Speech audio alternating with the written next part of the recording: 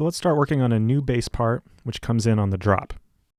We're going to make this with 2 layers of instruments. We're going to have 1 operator and 1 sampler layer. But in this lesson, we're just going to focus on setting up the operator, and in particular, the first 2 operators of operator. We're going to do this by picking an algorithm and dialing in operators A and B. Operator on a track. Now, the first thing we need to do with our operator is choose an algorithm. Now, as you might recall, algorithms are really important because they dictate the flow of frequency modulation within the synth. In other words, changing algorithms can really drastically affect the sound. I like to use this one quite a bit, and I use it a lot because it allows for 2 separate instances of frequency modulation. B modulates A, and you hear that mix, and then D modulates C, which you also hear. So you can mix 2 very different sounds together, which is just a lot of fun. Now, if the way these algorithms work with the operators is still kind of mysterious to you, don't worry. Just follow along, and I think it'll start to make sense.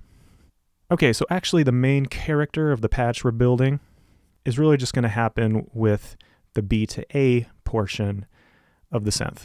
So for operator A, I'm just going to keep it simple, the sine wave, and the default ADSR is good for now. And I'm just going to turn it up.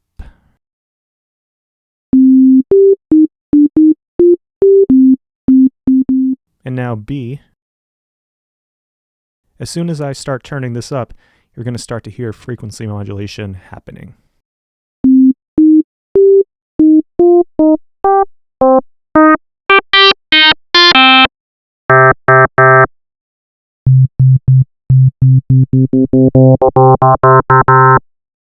Cool, so we're getting there. The last thing I'm just going to do is I'm going to set this second operator to a more plucky shape.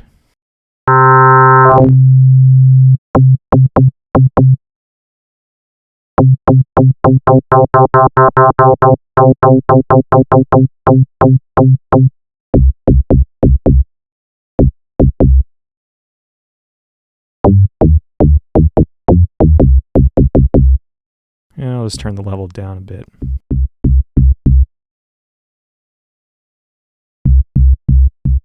Okay, we're up and running with operator.